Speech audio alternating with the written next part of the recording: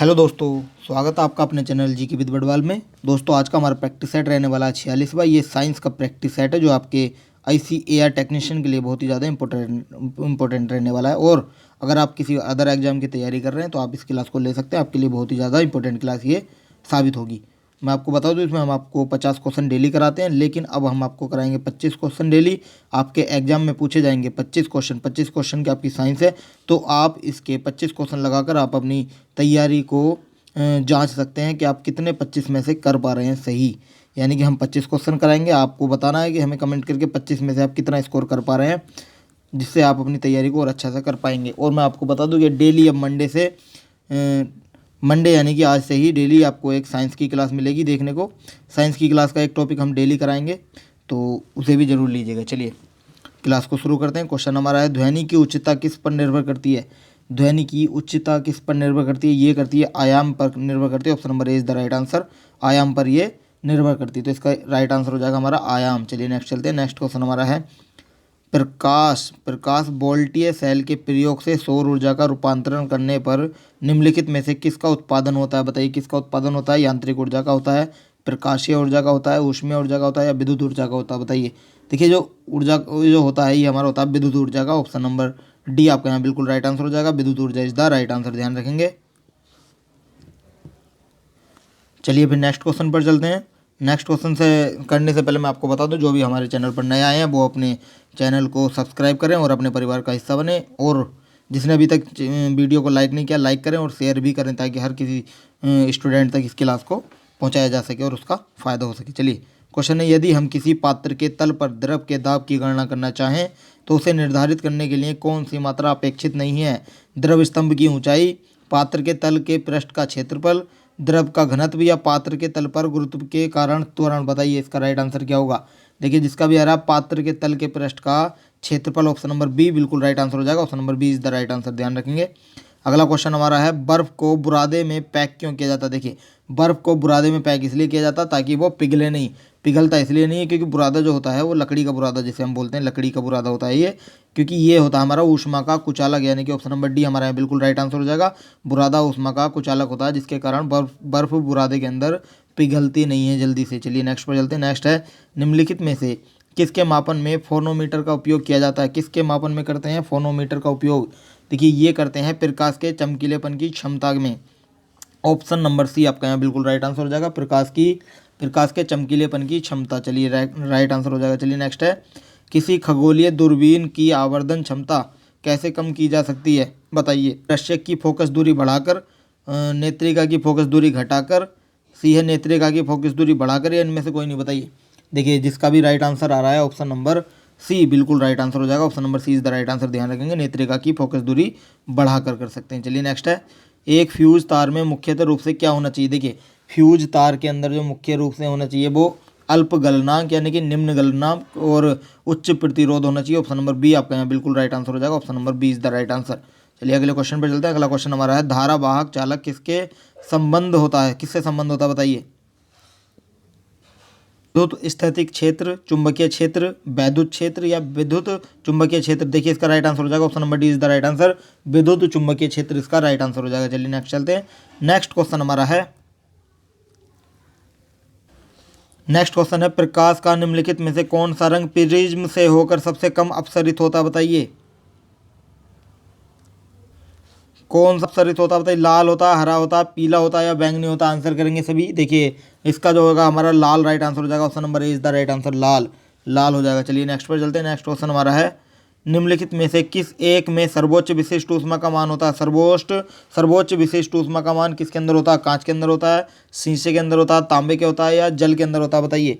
देखिए इसका right answer आपका हो जाएगा जल के अंदर होता है, ध्यान रखिएगा। Option number D is the right answer, जल के अंदर होता है। चलिए नेक्स्ट है क्वेश्चन पर चलते हैं। नेक्स्ट क्वेश्चन हमारा है, जब वाष्प दाब वायुमंडलीय दाब के बराबर हो जाता है तो द्रव पर क्या प्रभाव पड़ता है? जब वाष्प दाब वायुमंडलीय दाब के बराबर हो जाता है तो द्रव पर क्या प्रभाव पड़ता है? ये प्रभाव पड़ता है, द्रव जो होता है हमारा वो उबलने लगता है। ऑप्शन नंबर सी आपका बिल्कुल राइट आंसर हो जाएगा, द्रव उबलने लगता है। चलिए नेक्स्ट पर चलते हैं। नेक्स्ट क्वेश्चन हमारा है, पारसेक किसकी इकाई है? पारसेक सभी जानते हैं, अब इजी क्वेश्चन है। देखिए पारसेक हमारी दूरी की इकाई होती है। Option number A is the right answer, parsec दूरी की इकाई होती है, ध्यान रखिएगा।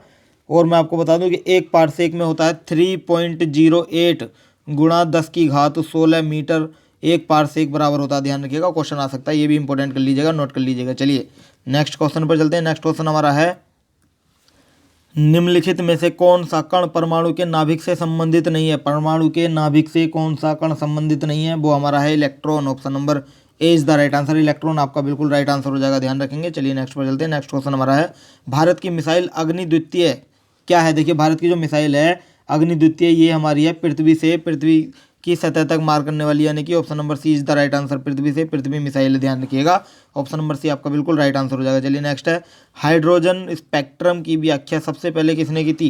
देखिए हाइड्रोजन स्पेक्ट्रम की जो व्याख्या की थी वो की गई थी नील्स बोर द्वारा। ऑप्शन नंबर सी आपका बिल्कुल राइट आंसर हो जाएगा, नील्स बोर ने की थी। ध्यान रखिएगा, कब से कब की थी बताइए। देखिए मैं आपको बता दूं कि ये इनका जो जीवन काल था, नील्स बोर का जो जीवन काल था 1885 से लेकर के 1962 तक था, ध्यान रखिएगा। और ये हमारे भौतिकी वैज्ञानिक थे, यानी कि भौतिक के वैज्ञानिक थे, और इन्हें भौतिक में नोबेल पुरस्कार कब मिला था, ये 1992 में मिला था। ध्यान रखिएगा 1992 में इन्हें भौतिक में नोबेल पुरस्कार से सम्मानित किया गया था। ये इंपॉर्टेंट कर लीजिएगा, बहुत ही ज़्यादा इंपॉर्टेंट रहने वाला है ये वाला टॉपिक भी। चलिए नेक्स्ट है, आणविक कक्षा का अभिन्यास किसमें नियंत्रित होता। आणविक कक्षा का अभिन्यास किससे नियंत्रित होता बताइए। देखिए इसका राइट आंसर हो जाएगा चुंबकीय क्वांटम संख्या से नियंत्रित होता। Option number C is the right answer, चुंबकीय क्वांटम संख्या से नियंत्रित होता है। चलिए नेक्स्ट पर चलते हैं। नेक्स्ट क्वेश्चन हमारा है, भारी जल या फिर हैवी वाटर से अभिप्राय आपको बताना है। देखिए भारी जल से अभिप्राय हमारा है विवादित जल, विवादित जल होता है, विवादित जल होता है। Option number C is the right answer, विवादित जल होता है। चलिए नेक्स्ट पर चलते हैं। नेक्स्ट क्वेश्चन हमारा है, नेक्स्ट क्वेश्चन हमारा है, पुरानी किताबों का कागज भूरा किस कारण होता है। देखिए पुरानी किताबों का जो कागज होता है भूरा का होने का कारण हमारा सेलुलोज के ऑक्सीकरण का कारण होता है। सेलुलोज के ऑक्सीकरण से पुरानी किताबों का जो कागज है वो भूरा दिखाई देने लगता है। Option number is the right answer, ध्यान रखेंगे। चलिए नेक्स्ट पर चलते हैं। नेक्स्ट क्वेश्चन हमारा है, चलिए फिर नेक्स्ट क्वेश्चन चलते हैं। नेक्स्ट क्वेश्चन हमारा है, रेडियोधर्मी तत्व किसका उत्सर्जन करते हैं। देखिए रेडियोधर्मी तत्व जो होते हैं वो किसका उत्सर्जन करते हैं, ये करते हैं अल्फा बीटा गामा विकिरण का करते हैं। Option number A is the right answer, alpha beta तथा गामा का विकिरण करते हैं, ध्यान रखिएगा। Option number A is the right answer, ध्यान रखेंगे। चलिए नेक्स्ट पर चलते हैं। नेक्स्ट क्वेश्चन हमारा है, गोताखोरों के प्रयोग में आने वाली गैस सिलेंडरों में ऑक्सीजन को लघुकृत तनु करने के लिए निम्नलिखित में से किसका प्रयोग किया जाता है बताइए, किसका प्रयोग करते हैं। देखिए इसका राइट आंसर आपका हो जाएगा helium is the right answer. Option number C आपका बिल्कुल राइट आंसर हो जाएगा, ध्यान रखेंगे, हीलियम आपका बिल्कुल राइट आंसर होगा। चलिए नेक्स्ट है, रात को पेड़ के नीचे सोने की सलाह नहीं दी जाती क्योंकि तब इसमें क्या होता है। देखिए रात को पेड़ के नीचे सोने की सलाह इसलिए नहीं दी जाती क्योंकि उसमें CO2 गैस निकलती है, यानी कि option number A is the right answer. CO2 यानी कार्बन डाइऑक्साइड का मोचन होता है। मोचन का मतलब वो जो पेड़ पौधे होते हैं ये हमारे दिन में ऑक्सीजन देते हैं और रात को CO2 छोड़ते हैं, ध्यान रखिएगा, यही कारण है। चलिए नेक्स्ट है, फोटोग्राफिक फिल्मों को डेवलप करने में से प्रयुक्त किया जाने वाला रसायन कौन सा है। फोटोग्राफिक फिल्मों को डेवलप करने से प्रयुक्त किया जाने वाला जो रसायन है ये हमारा है रजत ब्रोमाइड, ध्यान रखिएगा, रजत bromide is the right answer. Option number B आपका बिल्कुल राइट आंसर हो जाएगा। चलिए नेक्स्ट है, किसी बिजली की इस्त्री को गर्म करने के लिए किस धातु का प्रयोग किया जाता है। किसी बिजली की जो इस्त्री होती है उसे गर्म करने के लिए जो धातु होती है वो होती है निक्रोम होती है। Option number C is the right answer, nichrome हमारा बिल्कुल राइट आंसर हो जाएगा, निक्रोम धातु होती है। चलिए नेक्स्ट पर चलते हैं। नेक्स्ट क्वेश्चन हमारा है, कार्बनिक यौगिक किस प्रकार के होते हैं। कार्बनिक यौगिक किस प्रकार के होते हैं। अंतराली यौगिक होते हैं, सहसंयोजी यौगिक होते हैं, समन्वयी यौगिक होते हैं या अयनी यौगिक होते हैं, बताइए कौन सा होगा इसका राइट आंसर।